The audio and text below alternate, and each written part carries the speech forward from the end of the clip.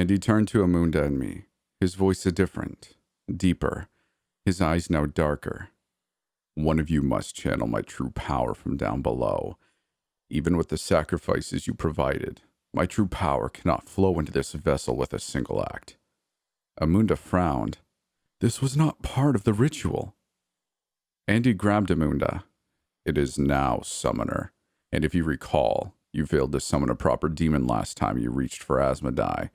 So now, I suggest you make amends and channel Asmodai's power into me. Amunda looked at me, and I nodded. As he did, my feet were free. Good. We'll channel Asmodai. I smiled at Andy, hopefully that I had done well by Asmodai's command. Before I could receive praise or admonishment, however, a woman's shriek filled the room. I turned to see 3 individuals, only one I recalled. The woman screaming was some beautiful woman in white robes and blood-red hair. It scooped over her right eye. Her skin seemed flawless, though she covered most of herself in white robes. A long white staff had cluttered to the floor as she knelt, likely shocked by all the chaos. I grumbled. Where the hell were my guard minions? My eyes then turned to a soldier. I thought at first it was a man, but I was wrong. It was a towering woman, a bulky one at that. She wore no makeup and had her black hair tied in a long braid. Her eyes were violet, which seemed odd. She plastered a look of strange excitement over her face. Last was the flower boy. He had with him a staff of some sort, and now was wearing a long flowing blue coat over a white dress shirt and black slacks. He stared at us in shock. "Lady Tasha!" he shouted, running to the beautiful woman. Why did she look so beautiful? What have you done?" Lady Tasha shouted in horror. "What is needed?" Amunda shouted, showboating. Though Amunda remained stuck in his position on the symbol, he was not channeling Asmodai's power while he postulated. "To finally surpass my master." Was he babbling about me? I frowned at him. "To finally call forth a beast of proper power." "Get on with it, you hack." I heard Andy's voice shout now, and I wondered if he was aware of what was going on, or if he was passing in and out of consciousness. "I want to pluck this little birdie's feathers off one by one while his buddies watch." Andy laughed. Maybe Asmodai had an obligation to allow for Andy's revenge against Jason, so he was still around. That had to be the case. "Sanders," Jason groaned. "Jason," the tall woman called out. "Hey, Zeph," Jason grunted. This must be Jason's allies, I thought to myself. "I'm afraid you're too late to rescue anyone," Amunda taunted the group. "For now I shall bring back honor to the title of Amunda. I will be fully realized for the master summoner whose name I have been bestowed." "Let us leave nothing to chance, Andy. Sick the dogs on these 3, I demanded. Andy chuckled. "You heard the pretty lady, boys."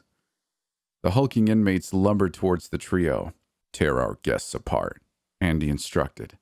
Lady Tasha got to her feet, and at this moment I had never felt so jealous or enraged. Pinkish and white horns sprouted from her head. A spaded red tail snaked out from her robes, and her feet changed to beautiful cloven hooves before my eyes. A pair of red fleshy wings appeared on her back, and she took flight towards the angel. At first, I thought she would gut Jason right then and there, because what else would a demon do? But to my dismay, she called back to the other pair. "You handle the thugs. I'll help Jason down." "Oh, hell yes," Zeph said excitedly. I focused on the succubus, aiding the angel in the air. With her staff, she broke the chains easily, helping Jason down from his prison. As she did, she prayed a prayer I recall my mother saying all too often. "Our Father, who art in heaven, hallowed be thy name. Thy kingdom come, thy will be done, on earth as it is in heaven." And worse yet, as she chanted, the angel's wounds healed. "Succubus!" I roared, my anger boiling over. Why? Why would this woman get to be a demon? She's not even loyal to the darkness. She aids angels and yet is not part of the human filth that corrupts this world. "How dare you?" I added. Lady Tasha landed with her staff's end firmly placed on the ground. How dare I what? You! I could barely think as I stared at a demon who worshipped God. How dare you, a demoness, follow God? The larger woman, Zeph, was apparently having little issues with the thugs now, and I had taken notice of this. With Jason down and revived, I realized we needed to bring out the big gun, and fast. Amunda, I turned to him. While they are distracted, begin the damn channel.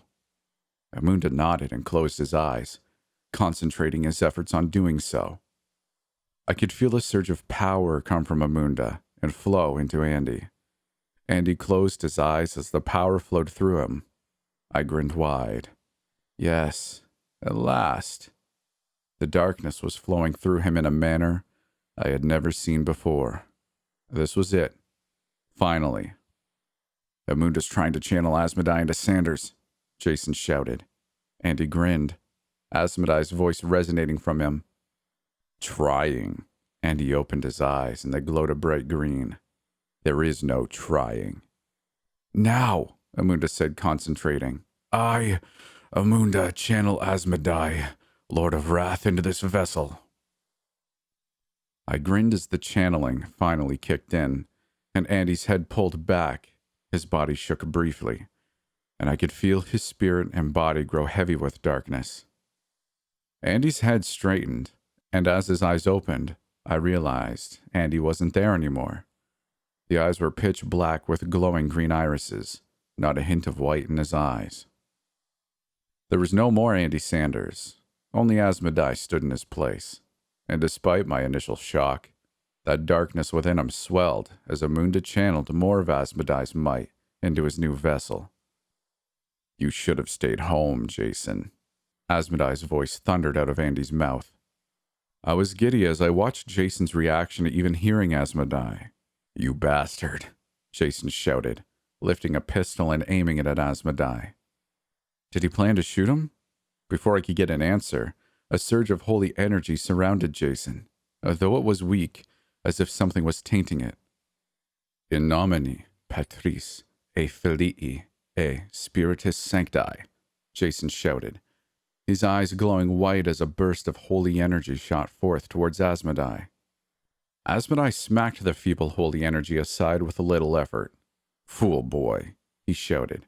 Did you truly think the Lord of Hate could be defeated while you hold vengeance in your heart?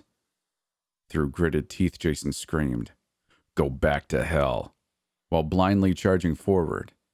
Lady Tasha shouted in fear, Jason, no! Asmodai barely shifted his footing, placing a single fist squarely into Jason's abdomen. It was a blow so fearsome and powerful. Jason flew back into the other three who saved him. If I do, Asmodai said, answering Jason's taunt, I'll give your dear mother your regards. Asmodai now gave his own retort, as you'll never see her again. Jason coughed up blood as his companions helped him. It was at this point I noticed that the hulking inmates that had been so useful before now lay broken and shattered on the ground before the four would-be saviors. My eyebrow rose in confusion before the tall woman shouted excitedly, Finally! I turned to her, watching as she charged forward, not entirely unlike Jason. My turn, bitch! The woman charged forward like a freight train, and Asmodai was on guard. Still, he could not defend from the blow the Amazon landed. The joy on her face vanished. Asmodai fell to one knee, growling in agitation. Impetus, girl! He shouted as he hurled another fist. I expected to lay this woman on her ass. Instead, she caught the blow, her smile all but gone as she did. Here I thought some lord of hell would be a challenge, she said, rather deadpan in both expression and her enthusiasm. Asmodai hurled another punch at her, the woman catching his second blow in an instant. That's it? She scoffed. Is this all I get to deal with? All that waiting and build-up? She stepped forward, pushing Asmodai back as she did so. For this? Asmodai growled, flexing his hands, trying to shake the pain of the Amazon woman crushing them within her own. This vessel, why isn't it stronger? That's the same question I have, the Amazon shouted, nailing a blow to the gut, not unlike what Asmodai did to Jason. Asmodai flew up into the air and landed flat on his back, winded, but not dead. He gulped in huge breaths of air as the wind in his lungs returned. "Zephyrina," I heard Lady Tasha chide. Zephyrina clenched her fists, looming over Asmodai. "You and your entire demon horde are pathetic. If you ever plan on coming up here, then you better plan for me being here to send you all screaming back, one by one." Who was this woman? How was she so powerful? In another show of brute strength, Zephyrina bent down and grabbed Asmodai by the throat, continuing to lord over him. "Think you can tell your demon buddies that when you get back down there? Give them that message for me, will you?" She drew her fist back, getting ready to end the demon lord I had sacrificed so much for. I rushed to Amunda. "Channel faster," I demanded. Amunda turned to me, grunting. "Any faster or my soul will burn." "Who cares?" I growled in his ear, my hand on my knife. "Speed it up." Amunda shook his head, his eyes closed as he continued to give Asmodai a small trickle of his true power. "No." "Then you've just run out of your usefulness, Amunda." I brought the knife to his neck. I wanted him to know he was about to die. Wait, what are you? No!" Amunda shouted, before I drew my blade through his throat. By far and away, the most satisfying throat I had cut in a long time. I made sure I planted my feet in ruined lines of the circle, and I called forth one final sacrifice to Asmodai. "Take this prideful fool's soul, his blood, and his body. Take my hate, my vengeance, my wrath. I shall be your conduit. Give unto you everything I am and ever will be. O great Asmodai, let your true hate and power surge through me." I prepared myself for absolution. If my death, the destruction of my very soul, cleansed the world of all humanity, then so be it. Everyone would face my fiery vengeance. Amunda's blood sprayed from his neck, floating into the air, and Amunda's rapidly decomposing body collapsed before me. To my sudden surprise, I was floating, the circle now covered in an all-encompassing dome of protection and channeling. I grinned as I realized I had made myself into the ritual circle. Amunda's blood danced around me and slid over my skin, tinging me in it, tinting my skin red. I shuddered as I felt a newfound heat surging from within my very bones. It was a heat of scalding water bursting out of a tap, but this burning was deep inside of me and radiating outward. I could feel the tremendous power of Asmodai surging through me, seeing its vessel, and in an instant, I directed the power to Asmodai. The searing burning only grew deeper and more intense. Amunda's voice echoed in the back of my mind. "My soul will burn." Was this what a burning soul felt like? The incredible and deep pain? Tears streamed down my face, and as I looked up into the air, I could see my mother's face looking down on me.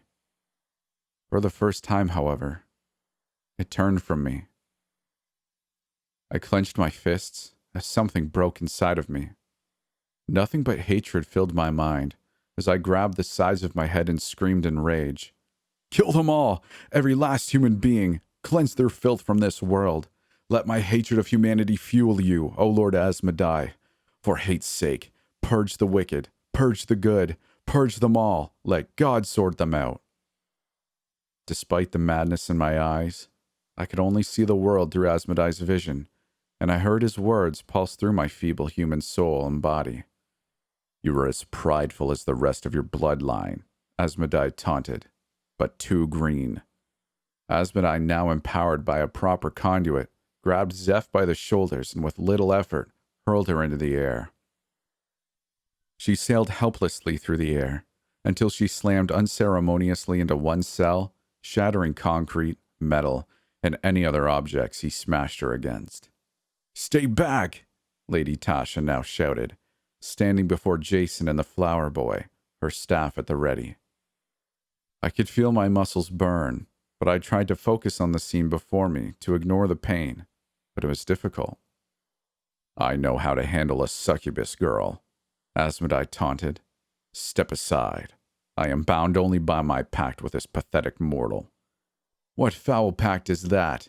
Lady Tasha demanded. I must kill Jason. A twinge of regret, or some other emotion, alien to me, slithered up through me and into Asmodai. And then the pact is complete. I will be free to rid this world of my failures and unleash my master upon this earth. We will not let that happen, Lady Tasha defended. Damn it, Jason said as he stumbled to his feet. He's stronger than before when he kicked my ass. Tasha backed away from Asmodai as he continued to advance on the three, with Jason being the primary target. Jason, Tasha warned, you cannot attack him for Sarah's sake. He'll fuel himself on your hate of him. Oh, my sweet Sarah. There was that alien emotion. What was this? Almost selflessness?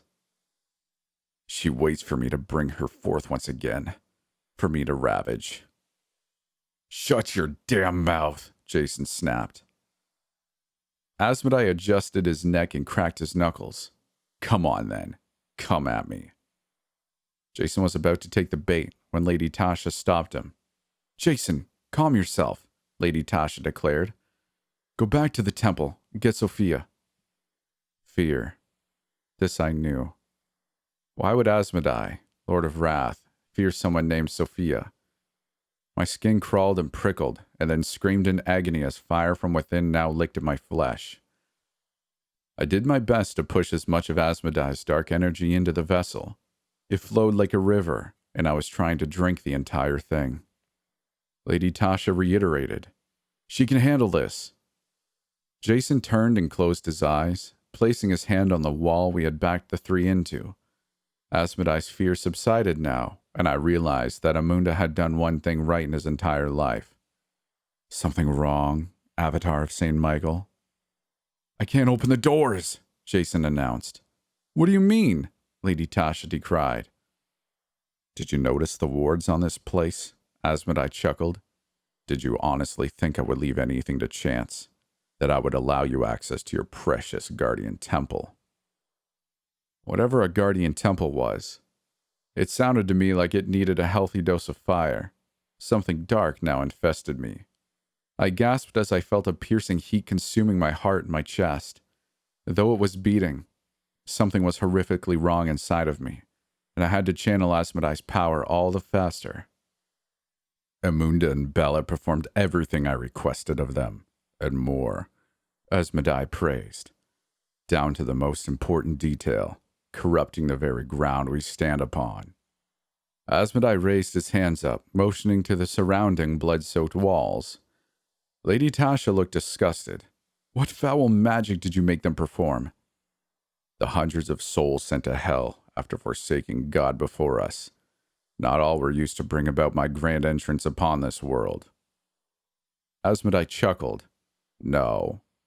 Some were used to ward off this place from goodness and obscure it from your sight.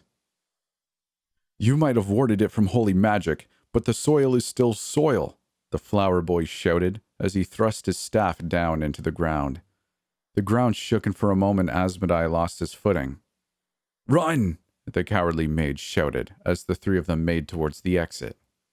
Lady Tasha's voice called back. We have to stop him. Jason soon disagreed. I can't clear my head. I keep thinking of that sick bastard and my mother. Jason, clear your mind, Lady Tasha instructed. Easier said than done, Tash, Jason protested. Asmodai thrust his hands forward, shutting the exit doors before they could escape. I took a small piece of satisfaction watching the flower boy smash headlong into the new closed doors. Zithero, Lady Tasha shouted. Are you all right? I think so, the boy, Zithero, grumbled. Asmodai growled in pain. This vessel is nearly complete.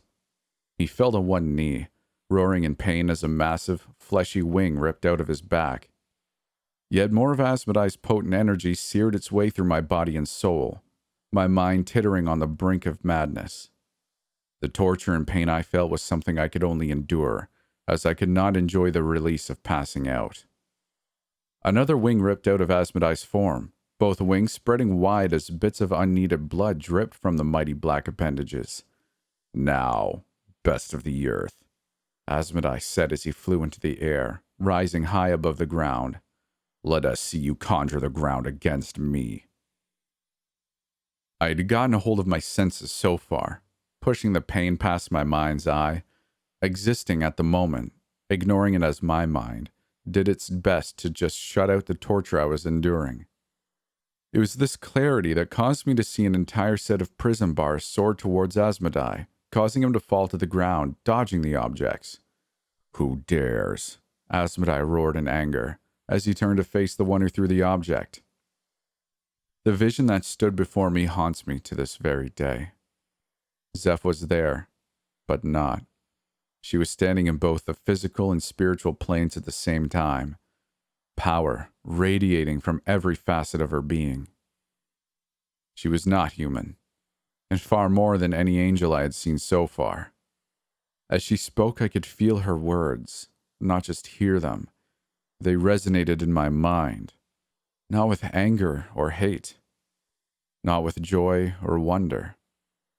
They were words of pride. "My entire life," Zeph began in the background. I could hear her companions speak, but I paid them no mind. "Do you know what it is like to live in a world of paper mache?" Her eyes were closed as she spoke. She was giving us pageantry, reveling in her power, lording it over us. A pleased grin spread over her face.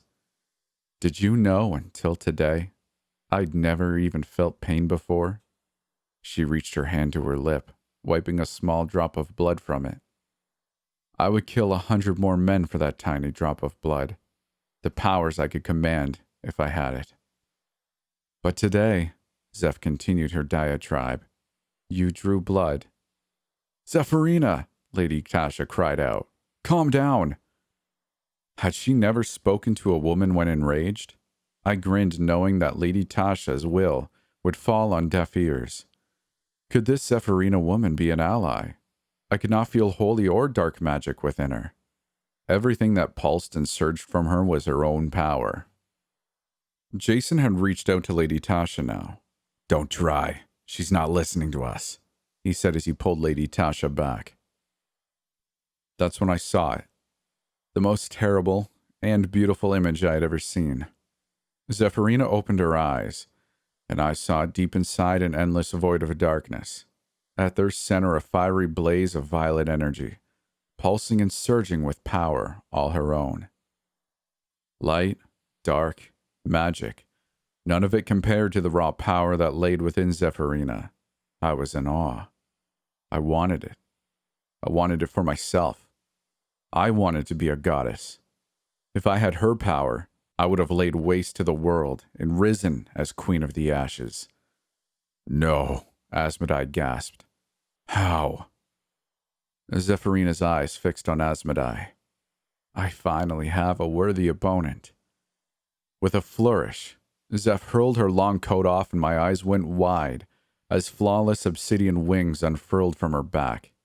They were mighty, majestic, and stunning.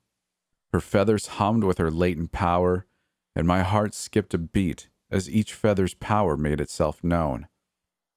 A tear of joy rolled down my cheek as I took in the wondrous sight. She leaped into the air and soared elegantly to the ground, yet landed before Asmodee with a powerful and thundering entrance. "Now, let's get serious." "What happened to her?" Zithero asked his companions. "She's taken on her true form," Lady Tasha lamented. "What do you mean?" Zithero asked. Jason confessed to them. "Zephyrina's not a Nephilim like me or Sophia," Zithero shouted. "How?" "Zephyrina is a full-blooded cherubim," Jason admitted. "Oh, beautiful and terrible dark goddess Zephyrina." My eyes were wide, tears leaking from my eyes, my mind reeling. "Take me as your thrall so I may serve the true ruler of this world and the next, O beautiful angel of power." Asmodai glared at her. How can you exist as you do? Zephyrina grinned. Come on, give me another hit. She clenched her fist and hurled it at Asmodai. To my shock, he caught it, but in doing so, I felt a ripple of power rip through my very soul. Asmodai and Zephyrina struggled against each other, but Zephyrina was pushing back far harder. She was stronger. Is this all you have? Zephyrina growled, her smile fading once again. Come on, give me all that you've got. Asmodai winced. If only I had more time. Zephyrina stopped her onslaught. What? My eyes went wide. Was she allowing Asmodai a chance to recover? I said if I had more time. He motioned to me. To draw my true strength from the pit. He grinned. I would destroy you. Zephyrina, finish this, Zithro shouted. Zith, Zephyrina said, looking back to him. I've got this. She turned her attention back to Asmodai. You've got 30 seconds. It better be worth the wait. Zephyrina, are you insane? Lady Tasha cried out. Oh, please. You could have put this guy down from the get-go, but you refuse. Zephyrina shot back to Lady Tasha. All your holy power granted you by God, and you only defend, never attack. Zephyrina slammed her fist into her other palm, the force of the impact causing the walls to shudder. I will fight, full bore, for the first time. Asmodai walked towards me, his face the definition of devilish. Bella, he began, you've served your purpose. I must draw the rest of my power quickly. My sincerest apologies. But, at the very least, Asmodai lorded over me. Consider your debt paid in full. As Asmodai's hands touched the field surrounding me, I felt the fires inside double, and then double again. My mouth opened in pain, and I assume a scream erupted from me. I only saw red and smelt sulfur, as a torrent of dark energy ripped through me and passed into Asmodai. The last thing I felt was my body falling to the ground, still held fast against the sigil. Somehow I was alive, and I could still feel a trickle of Asmodai's power now leaching from me, the burning sensation still radiating pain to every joint and cell in my body. I stared at the ceiling in a stupor, shivering against the pain that Asmodai had put me through. Bella, Asmodai whispered, you are impressive. I may have a use for you yet when all is said and done. I wheezed out a thank you to Asmodai, but I was unsure if it was audible. Asmodai broke my body, every cell rendered utterly drained.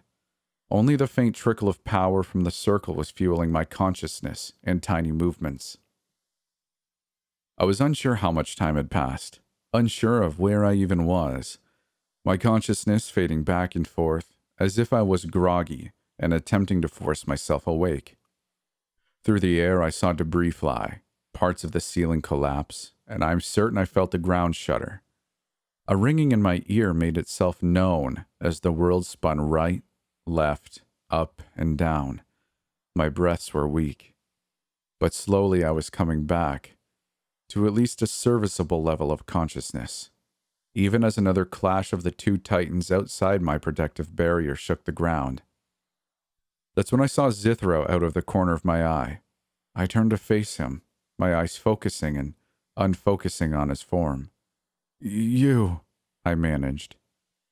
He placed his hand against the surrounding field, examining the magic. I grinned. Nothing you can do. I protect this seal. I gave everything, I said, managing enough strength to sit upright. Without saying a word, he glanced at his hand, making a fist. On his hand was a ring. I saw the inscription on it, the sigil. It was a sigil I knew well. The sacred seal of Solomon, as in King Solomon, who trapped Asmodai and forced his legions to build the Temple Mount. It cannot be the same ring. It wasn't possible. Zithro frowned. I must destroy this ritual. He looked at me with pity. No, I am the sigil. I've tied the ritual to myself. If you dispel it... Forgive me, Zithero said, pressing his ring against the surface of the protective dome. But you haven't proven yourself redeemable. He frowned. Beautiful Bella, I wish I was not sending you to hell.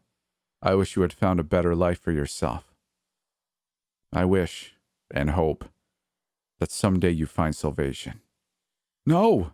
I shouted as he chanted. Dark energy may not stay. I release it and send it on its way. Dark energy, I banish thee, and is my word, so may it be. Zithero said as his ring amplified the simplest cleansing spell into something that ripped the runes from the ground and caused the surrounding dome to collapse. No! I shrieked, as the fire in my veins became an ice cold. Screaming filled my ears as my heart hammered in my chest. My fingers felt it first, the numbing. I looked at them, watching them char black. It wasn't just that I could not feel my fingers, but they were literally cooking on my hands. I couldn't move them. I screamed in horror as the blackness rushed up to my arms, and I could feel the same happening to my feet. My legs were next, going numb, the icy sensation of death sliding up them. As my hips went numb, I realized I couldn't feel my face. It peeled my eyes open as my flesh dried, my lips pulling back, exposing my teeth as my mouth went dry. As I went blind, that last thing I saw or felt was the ground dropping out beneath me. I was falling. I never felt myself strike the ground.